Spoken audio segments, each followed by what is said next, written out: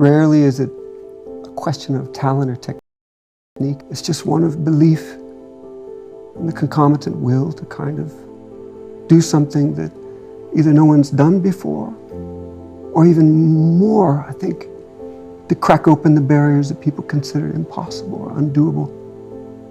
And that kind of belief, I think, is rarer than talent. Talent it's around. And to have them both at those levels, there's only a few people that really have that, I think. In the history, they're the ones that have really changed things. When you're looking at everything, it's such a gift to be able to look at something and to love it for the sake of it. And nurturing and maintaining that is one of the hardest tests of any pro, much less for anyone to find, right? What is the Beethoven who never found his piano or harpsichord or, right? There's days you want to go out, it hurts, or you're sore, or you just suck. You're not making progress. You're ramming into and you feel defeated. But that's the nature of love, you know? It's got hate in there, you know? It's got pain in there. And it draws you to it. That's the magnetism. I see people with talent, with all those things, but the one thing they don't have is that just love for doing it for the sake of it. And the sense of obligation to do something with what you're given, you know? There's something to that. It's important.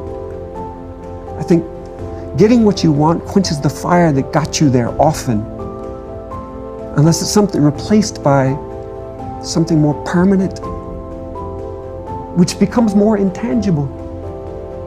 I think the successes of winning, right? You want to be the best in the neighborhood, and then win the local contest, and then whatever. It just keeps going up, and then by the time you get there, you can have a stadium screaming your name. It's actually happened a couple of times to me. And there is a visceral exhilaration to it. There is. I've experienced that. I know what that's like. You land a trick and it just lights up. It's crazy. But at the same time, it's hollow. It's hollow. That's not the thing that can drive you, at least not for long. It's being able to say, oh, I had that. I had a model, or I had people autograph, oh, whatever, all of these honors. Eventually, that stuff fades to just static, and you're left with you and you're bored. And if you decide that that's what you love, that's what you're doing, then your days are numbered. And so the trick is to always peel back of, why am I doing this in the first place?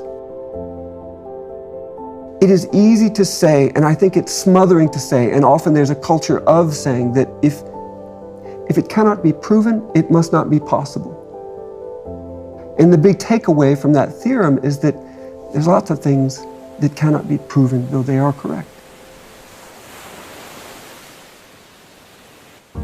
Because we see things so often in front of us the way that it should be done, and it imposes a kind of barrier through what people know and see, a familiarity.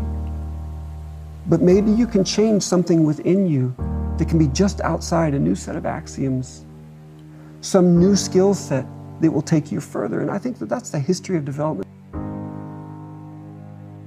And it's interesting how getting what you think you want can end up being the force that pushes you into, paint yourselves into a corner, pushes you into a groove. There's something terrible to be top of a mountain, I'm the best, I'm the king, guarding it. The Nietzsche quote, right? What's left for you when you make it to the top? But lightning, you know?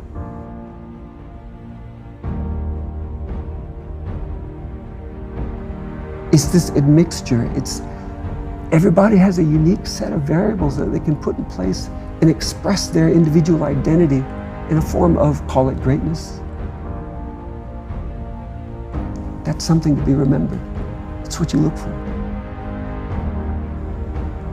So if there's anything, just find joy in what you do for the sake of it. And then recognize how you're being shaped in the process, and hopefully you become a better man through it, you know?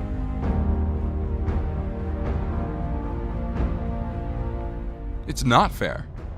It's not fair your car broke down. It's not fair your friend passed away. It's not fair you were bullied. It's not fair that your business failed. It's not fair you lost all your money, and it's not fair that she left you. It's not fair because life is not fair. So now, you know it's not fair. What are you gonna do? You've already complained about it. Are you gonna keep whining? Or are you going to take accountability for it? Because what's more whining going to do? What's more complaining gonna do? It's not gonna change the fact that life can be unfair at times. So what do you need to do? You need to stop complaining, stop whining, stop playing the victim, and stop feeling sorry for yourself. And start taking control. Start being accountable. Start taking responsibility. Start changing your situation. Stop complaining about your life and start working on changing your life. Success does not come to those who complain. Success comes to those who change their circumstances when needed. You're not weak. You're power. You can change your circumstances. Circumstances don't make you. You make your circumstances. Do what you can with what you have and where you are.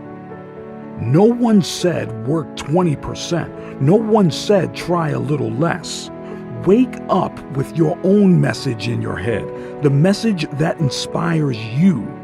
Inspires you to work harder, strive for success. Stop waiting for the right time. The right time is now. Take it now. Work now. Be creative. Be strong. Be successful. What do you want to do right now? Do something meaningful with worth. Something that will impact your life. Impact it for the better. Make it better. You have it in you. Do what you can now, full of ambition, fulfilled to 100%. No more than that. Break down the walls that contain you, imprison you from achieving everything you have ever wanted. Surround yourself with people who lift you up, people who can see you rise. People who can see you move forward, not holding you back. People who move with you, not moving against you.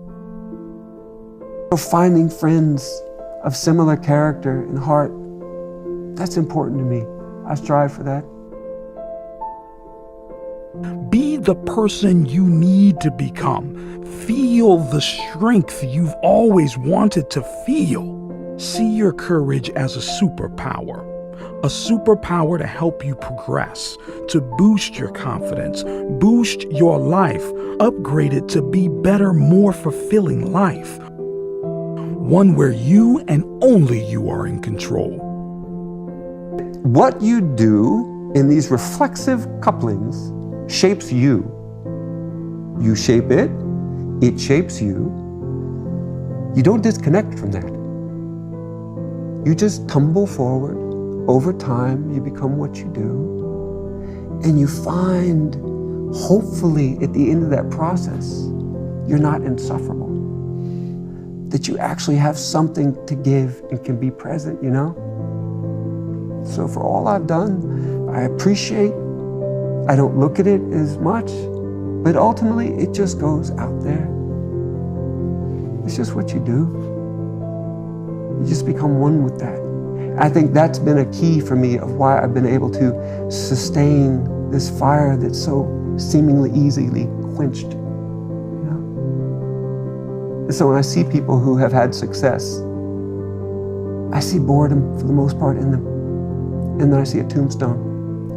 And circling back to what trophies and those things represented, right? Feynman, great physicist, said that the Nobel Prize would be the tombstone on all great work. Just look at it.